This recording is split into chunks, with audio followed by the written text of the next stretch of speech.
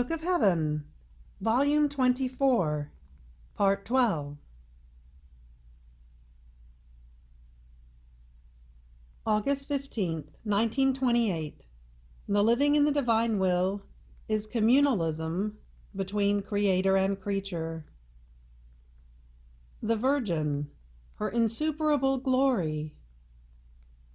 The sanctity in the divine will, known in heaven. My abandonment in the Fiat is continuous. It seems to me that it wants me in all of its acts, either as actor together with it, or at least as spectator of what it does.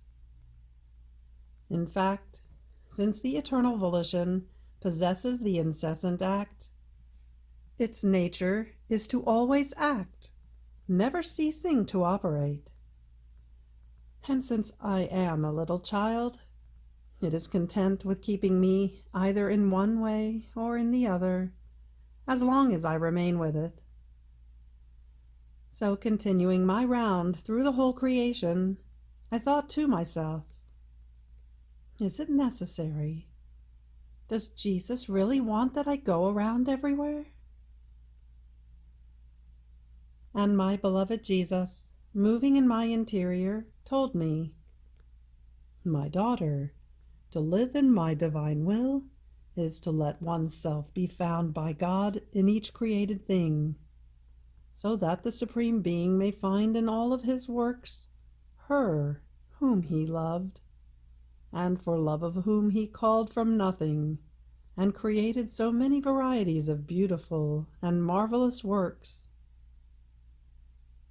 Not finding you in each of his works, he would lack the echo of your love, of your gratitude, and would be as though without you in those works in which you would not go around, as if he had not done them for you.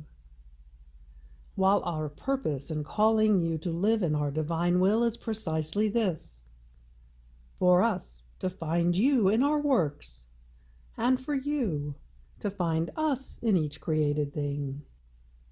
You giving us your little love, we giving you the great love we had in creating so many things, and uniting your love and ours together to form one single love, so as to be able to say, 'How much the little daughter of our divine will loves us.'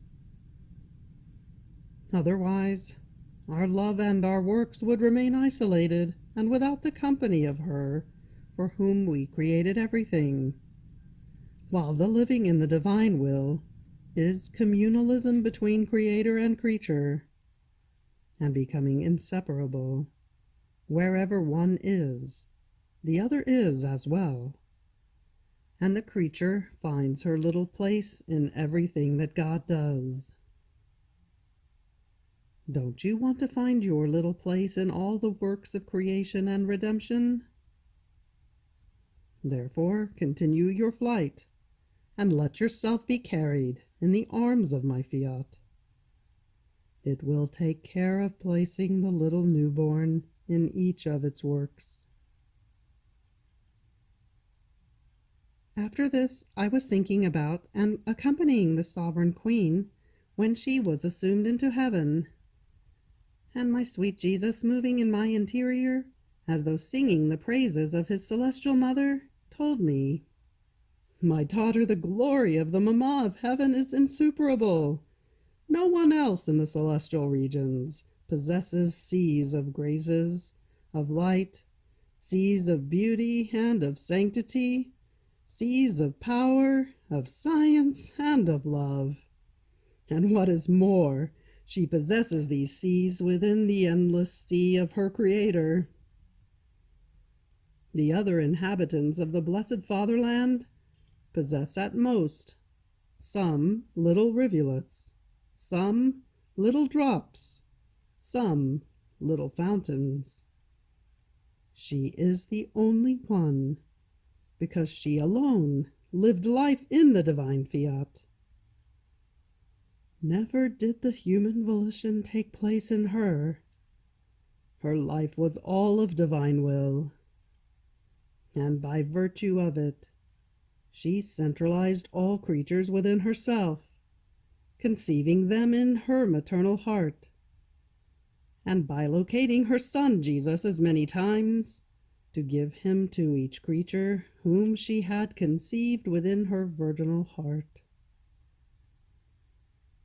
This is why her maternity is extended to all, and all can boast and say, "The mother of Jesus is my mother, and this mother, so sweet, lovable, loving, gives her beloved Son to each one of us as pledge of her maternal love." Only my will could give her this virtue of conceiving all creatures as her children, and of multiplying her Jesus so many times for as many children as she had. Now in heaven, the height of the sovereign mother, possessing her seas, does nothing but raise highest waves of light, of sanctity, of love, and so forth, unloading them over the throne of the Supreme Being, who, so as not to be surpassed by her love, having his own sea, more extensive and more deep, forms his own waves higher from beneath the seas of the Virgin Queen, and pours them upon her.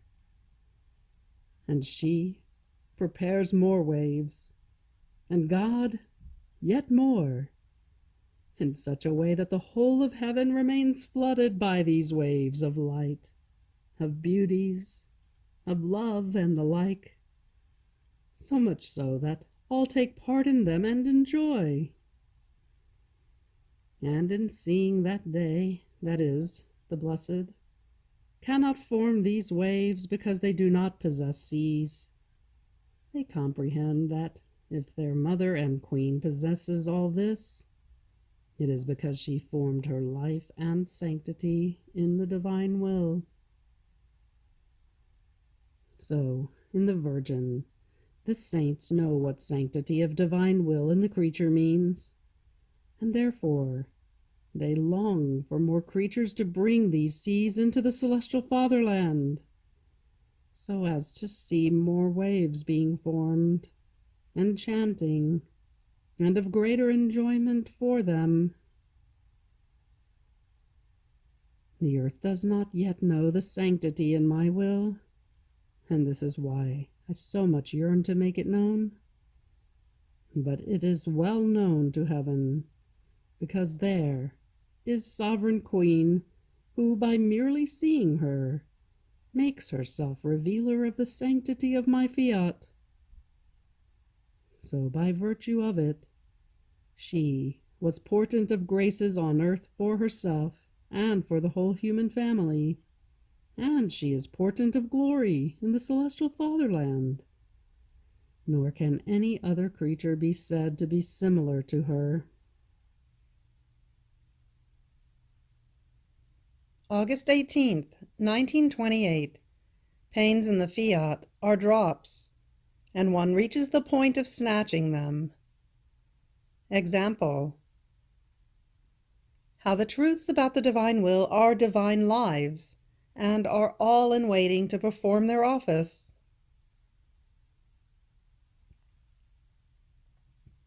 I was praying my usual round in the works of redemption, and pausing now at one pain, now at another, that Jesus and the Celestial Queen had suffered, I thought to myself, who knows how their hearts must have been drowned in their pains, and not little pains. The Virgin reaching the point of sacrificing her own Son, and the Son his very life, and my sweet Jesus moving in my interior told me, "My daughter, since the divine fiat reigned in me and in my mother, we comprehended what doing and suffering an act in it meant, and the great good that was acquired. So in view of this great gain, The pain seemed small to us, like a drop of water in the immense sea. And in order to make more gains, we longed for more occasions of works and of pains. Because there is no pain, not even the sacrifice of one's own life, that can equal a gain so great through an act in my divine will. We found ourselves in the condition of a person who is offered the good of a work. Even though it is tiring, the earning is so great that he would lay down his life to have the occasion of having other similar works. In fact, in the face of the great gains, the pains are longed for, yearned for, and one reaches the point of snatching them. If with the work of one day one could earn a kingdom, rendering himself and his whole fatherland happy, who would not do the work of one day? Even though for me and for the celestial lady the fatherland was already ours, we were more than happy, because one who possesses the divine fiat is not subject to any unhappiness. Everything was ours. However, since our works and pains in our divine volition served for the purchase of the kingdom for the human family, and each additional pain doubled their rights to a gain so great, out of love for them and to see them happy, we felt glorious, victorious, that the day of our life down here be filled with pains and works for their sake. And not only for this, that is, for the good of creatures, but because operating in the fiat gives a divine volition the field to operate, and by operating in it, it is heavens that run in that act. It is suns that one encloses. It is immense goods that spring forth. In sum, it is that divine fiat that can do everything and possesses everything. Then I continued my abandonment in the supreme volition, and I was thinking about the many truths that my beloved good Jesus has told me about the fiat. And he, sighing, added, "My daughter, for as many truths as I have manifested to you about my will, so many divine lives of my will have I put out for the good of creatures. Now these lives exist, and are so many, as to be able to fill the whole world with life of divine will, and to bring the good they contain into the midst of creatures. But since they are not known, they live hidden, inactive, without bringing the good that each truth possesses. They are all in waiting with divine patience for those who would open the doors to let them out. And this will be done by those who will occupy themselves with making known to the world that these lives exist, and by opening the doors to them, they will put them on the way into the midst of creatures, so as to let each of them perform the office they have, and hold out the light and the good they possess. In fact, now, these truths have feet, but cannot walk, hands, but cannot operate, mouth, but cannot speak. What an account will those who keep so many lives inactive not have to give me? Look at them, my daughter. how they are all in the act of wanting to walk, operate, speak. But since they do not make them known, it is as if they had no feet, hands, and voice. I looked, and oh, how touching it was to see the number of these lives. That was so great that I could not count them, all in the act of wanting to move, to speak, and to bend down over each creature, so as to hold out their hands to them, let them hear their lesson, and offer to them the kiss and the good of the divine Fiat.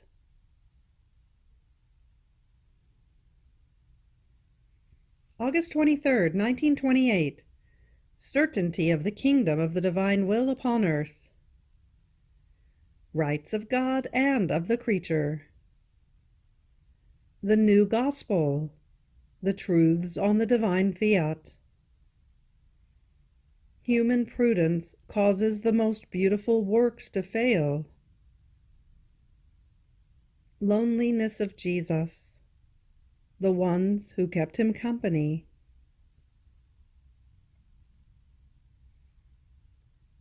I was thinking to myself, but is it really true that the kingdom of the will of God will come upon earth?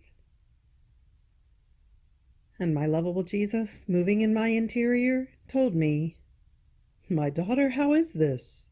You doubt?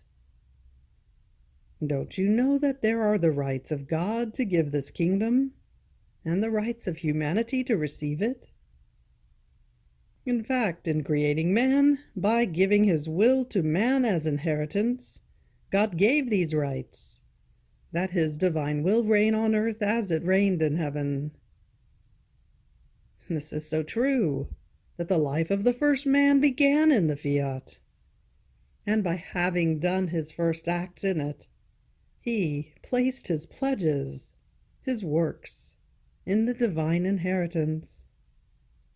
So much so that these pledges and acts still exist in my will. They are indelible. And even though man went out from within it, his acts remained. And this constitutes a right for humanity to enter once again into the lost kingdom. In fact, we do not look at man in himself, but we look at the whole human family as if it were one alone. And if one leaves and detaches himself, humanity always remains, and can receive what was lost by the one who left. Therefore, there are rights on both sides. If it were not so, the living of man in our kingdom would not have been a reality, but a way of speaking. While when we give with facts, so much so that the human life has its origin in the kingdom of our will. If you knew what it means to do even one act alone in it, its value is incalculable. And then there are the acts of my humanity, those of the Queen of Heaven, all done in the kingdom of our divine will, by which, as the leaders of the human family, we reconfirmed the rights for creatures to re-enter into our kingdom. After this, I was concerned about the publication of the writings on the will of God, especially about certain contrasts. And as I started to pray, my sweet Jesus made himself seen, holding his heart with his hands, so great was the sorrow he felt. And all afflicted, he told me, "My daughter, how sorrowful I feel. They should have considered themselves honored, and should have boasted about and gloried in making themselves known as the ones who have this great honor to publish the truths on my holy will. I could not have given them a greater honor and glory than calling them to an office so high. But instead, they want to hide. How my heart aches. I feel so much sorrow that I cannot contain it. The truths about my fiat are the new gospel of the kingdom of my divine will, in which they will find the norms, the sun, the teachings on how to ennoble themselves, elevate themselves to their origin, and take the state given to them by God at the beginning of creation. They will find the gospel that, taking them by the hand, will lead them into true happiness, into constant peace. The only law will be my will, that with its brush of love, dipped in the vivid colors of its light, will give back to man the likeness of his Creator. Oh, how they should have yearned to receive and to make known a good so great. But instead, all the opposite. In redemption, the evangelists considered themselves honored to make themselves known as the ones who were putting out the gospel, that it might be known by the whole world. And with glory they marked their names, so much so that when the gospel is preached, the name of the one who wrote it is stated first, and then is the gospel spoken. So I want it to be done with the truths about my will, that everyone may know who the ones are that brought so much good into the world. But what do you think this is? All human prudence. Ah, how many divine works that human prudence has caused to fail in the midst of creatures. Like sluggards, they have reached the point of withdrawing from the holiest works. But my will know how to triumph of everything and make a mockery of them. However, I cannot hide the sorrow for such great human ingratitude at a good so great. Then I continued my round in the Fiat, and while accompanying my lovable Jesus in his life down here, I felt pity for him when I reached those points in which he was all alone, not even with his celestial mamma, like in the desert, and in the nights of his public life, when, withdrawing from everyone, he would almost always remain outdoors, outside of built-up areas, alone, praying and even crying for our salvation. And I said to myself, "My Jesus, your little daughter does not have the heart to leave you alone. I want to place myself near you, and if I can do nothing else, I will whisper in your ear, I love you. I love you. For the sake of your loneliness, prayers, and tears, give me the kingdom of your will. Hurry, see how the world is falling. Your will place it in safety." But while I was thinking of this, my beloved Jesus came out from within my interior, and throwing himself into my arms to enjoy my company, he told me, "My daughter, thank you. I await you always in each of my acts, to be able to say, the little daughter of my will never left me alone." You must know that my loneliness weighed heavy on me, because he who had come for all and to search for all was to be sought for by all. And for each of them I felt vividly the pain of the loneliness in which they left me. And with my searching gaze, I kept searching to see whether anyone looked for me and loved my company. And many times I looked for this comfort in vain. However, you must know that in so much loneliness in which creatures left me, I never remained alone. I had the company of the angels, and that of my mamma, because, though she was far away, my divine will brought me her heartbeat, and all her acts as cortege around me, to keep me company. And also from that time, it brought me the newborn of my Fiat, with all the retinue of the children of my kingdom for my company, because all times belong to my divine will, and it has the virtue of reducing them to one single point, so as to have them in all times in continuous act without ever ceasing. Furthermore, as the soul remembers what I did and wants to be around me, she prepares the void within herself in which to place the fruit of what I did and suffered. You have reached the end of the Book of Heaven, Volume 24, Part 12.